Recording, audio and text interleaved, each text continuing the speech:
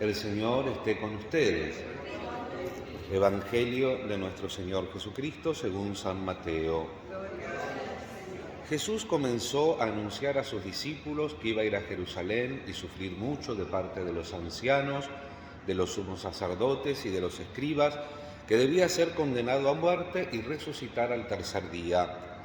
Pedro lo llevó aparte y comenzó a reprenderlo diciendo: «Dios no lo permita, Señor, eso no sucederá». Pero él, dándose vuelta, dijo a Pedro: «Retírate, ve detrás de mí, Satanás.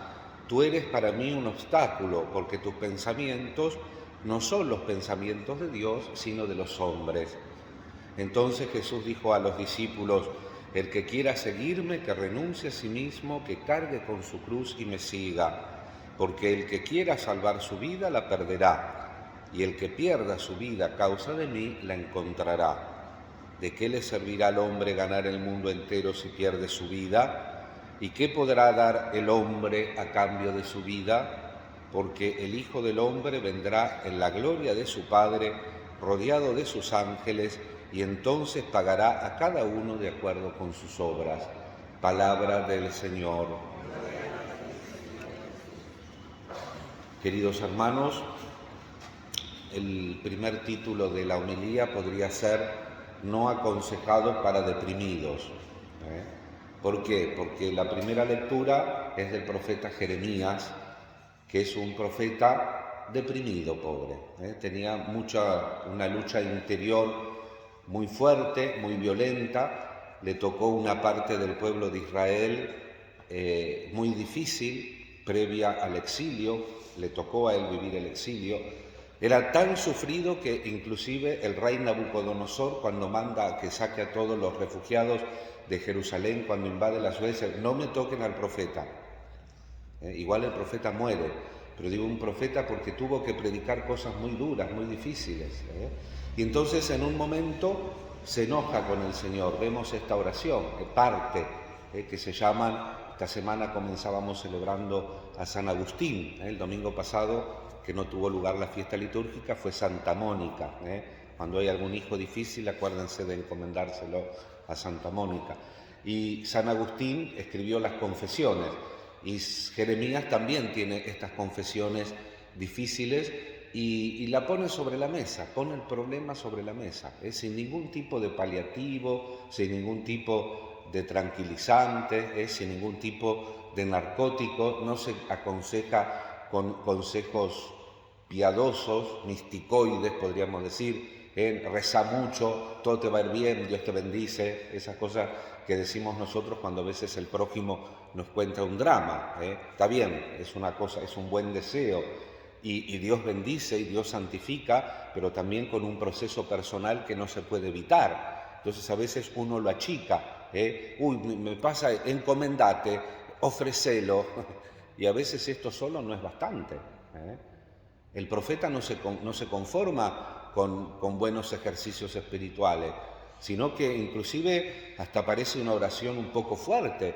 Le dice: «Tú me sedujiste», con el sentido bíblico de engaño, tú me engañaste.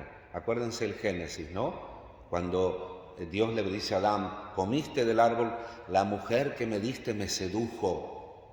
¿Qué quiere decir sedujo ahí? Engañar. Lo que pasa es que a veces nosotros la palabra seducción la tenemos barnizada del tema de los novios, entonces está como dulcificada, pero técnicamente la palabra seducción es engaño. Está bien que a veces los novios engañan, pero no nos metamos por ahí. Pero digo, el profeta le dice: «Me engañaste». Si leemos un poquito más, dice: «Cuando encontraba palabras tuyas la devoraba, era el placer». Y claro, cuando esa palabra la tiene que transmitir y el otro no quiere escuchar, como le pasó a él, entonces de alguna manera se plantea: ¿no tendría que haber sido un funcionario? Hacerlo justito, hacer de funcionario, no de profeta, decirle a la gente lo que quiere escuchar. Por ahí me hubiera ido mejor. Y bueno, para no hacerla más dramática y más larga, él encuentra que esa palabra es un fuego y que ya no tiene cura, que no puede hacer nada y que no le queda otra que anunciarla. Volverse cuerdo no es una solución, cuando uno ha recibido la palabra del Señor, porque lo que está firme en medio de todo este proceso de sufrimiento interior, en ese momento no había psicólogos ni nada por el estilo, en este desfogarse que hace el profeta Jeremías en ese momento y ahora a través de la liturgia con nosotros, encuentra que su vocación es cierta. Dios ciertamente le confió una palabra y él no puede hacer otra cosa que anunciarla. Ese es el verdadero encuentro con el Señor. Nosotros también, cuando realmente encontramos la palabra del Señor, realmente encontramos, porque a veces son locuras nuestras, cuando nosotros encontramos realmente la palabra del Señor, no le tenemos que tener miedo a las dificultades, a los topes que nos pone la sociedad, porque cuando uno realmente vive la palabra de Dios, un poco se muestra a contracorriente de lo que es la opinión. Y vamos a ver ahora, otro título que podemos poner es Pensar como todos. El verdadero profeta, el verdadero cristiano no piensa como todos. Y acá vemos en el Evangelio, ¿qué le pasa a Pedro? Recordemos el domingo pasado. ¿Quién dice la gente que soy? Algunos Juan el Bautista, otro Elías. ¿Y ustedes? ¿Quién? Y Pedro dijo, tú eres el Mesías, el Hijo de Dios. Y le dice Jesús, bienaventurado Simón, porque esto no te lo dijo ni la carne ni la sangre, sino mi Padre que está en el cielo. Y yo te digo, tú eres Pedro, ¿no? ¿Te acuerdan? Y después sigue el pasaje y tenemos este otro a continuación.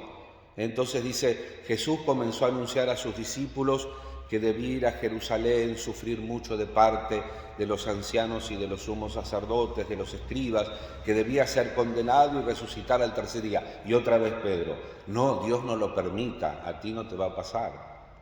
¿Y qué le hace Jesús? Lo baja de categoría, de bienaventurado Simón a Satanás. ¿Vieron lo que les dice? Pero él, dándose vuelta, le dijo a Pedro, retírate, ve detrás de mí, Satanás. Tú eres para mí un obstáculo, porque tus pensamientos no son los de Dios, sino los de los hombres. Pedro, piensas como todos, te cerraste, hace un rato escuchabas al Padre y ahora piensas como todos. Va de retro, ponte detrás de mí, Satanás, porque esos no son los pensamientos de Dios. ¿Y cuáles son los pensamientos de todos? Los pensamientos de Satanás. Evitar el sufrimiento. Un autor que ustedes no van a conocer, que ya murió, que decía PIF, pajaritos y florcitas. Los pajaritos y la... somos viejos algunos. No existe, hermano, los pajaritos y la florcita. El mundo es difícil, ¿o no? Ustedes que tienen que vivir el día a día. No es difícil con uno mismo, con la familia. Bueno, pensemos en la Argentina y en el dólar. Pero digo, no es difícil vivir. No existe. Entonces dice Jesús, el que quiera seguirme, que renuncie a sí mismo, que cargue su cruz y me siga, porque el que quiera salvar la vida la perderá y el que pierda su vida a causa de mí la encontrará. Todo es esfuerzo en la vida real. Elegir algo es renunciar a otra cosa. Uno para cumplir a veces se tiene que levantar aunque no tiene ganas. Uno a veces tiene que ponerle el oído al amigo aunque no tiene ganas, y hay que hacerlo, y de hecho uno lo hace o no. Porque tal vez uno ha ido a decirle algo al amigo, a la amiga, y tampoco ellos habrán tenido ganas y nos habrán escuchado, ¿no es cierto? La reciprocidad en las relaciones, todo es un esfuerzo, hermanos. Y no podemos quitarle el brazo a la cruz, no podemos, no debemos. El verdadero cristianismo no busca sufrir, porque la última palabra no es de la cruz, la última palabra es la resurrección, es la felicidad, es la luz, ¿o no? Pero también hay que pasar por la cruz.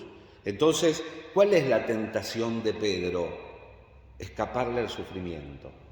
Tenemos una sociedad que sueña que se puede narcotizar y que puede abstraerse de todo sufrimiento y de todo dolor. Y a veces para eso se meten dolores y en sufrimientos peores. Por no atender las cruces en su momento, las mete debajo de la cama y ya después le da vuelta a la cama, la cantidad de cosas que metimos abajo y que no tendimos. Por eso es muy importante, hermanos, tener la dimensión también de la cruz y el sacrificio, no como fin. El cristiano no es el que sufre más, ¿Vieron como cuando tenemos determinada edad que empezamos a decir, no, yo tengo esto, nos peleamos a ver quién está más enfermo? Bueno, a veces parecería que el cristiano es el más cristiano el que sufre más. No, no, Dios no quiere el sufrimiento, lo dice la misma Biblia. Dios no hizo el sufrimiento. El sufrimiento, como la muerte, entró por envidia del demonio. Pero nosotros a veces le hacemos el juego al demonio. Y cuando nosotros no somos maduros en la fe, cuando nosotros no somos responsables, no abrazamos, no sostenemos la cruz, le hacemos el juego al demonio.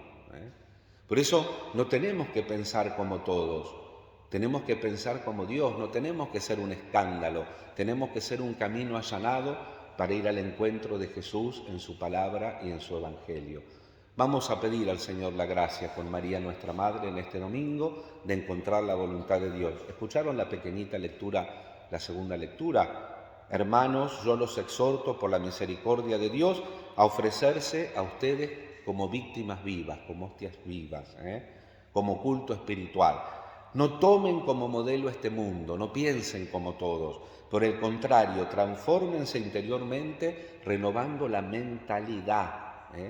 Esta palabra tiene que ver con la palabra metanoia, cambio de mentalidad, que quiere decir en griego conversión.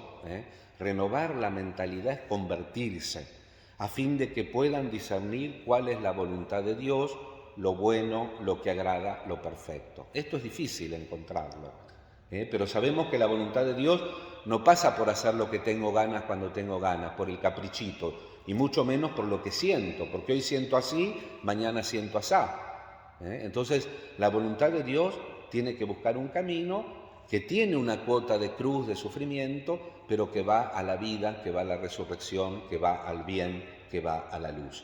Que María Santísima, ella que cuando no entendía algo lo meditaba, lo rumiaba en su corazón, nos enseñe a entender, a buscar y a trabajar siempre la voluntad de Dios en el camino del Evangelio. Pedimos por la Iglesia, por el Papa en su viaje apostólico a Mongolia, por nuestro país, por nuestras necesidades, por los frutos espirituales de nuestra peregrinación diocesana a Luján ayer, y le pedimos al Señor por todo lo que nos preocupa, por todo lo que sentimos en nuestro corazón, y si estamos pasando un momento difícil como Jeremías, que el Señor nos haga mantenernos firmes y siempre en su palabra. Que así sea.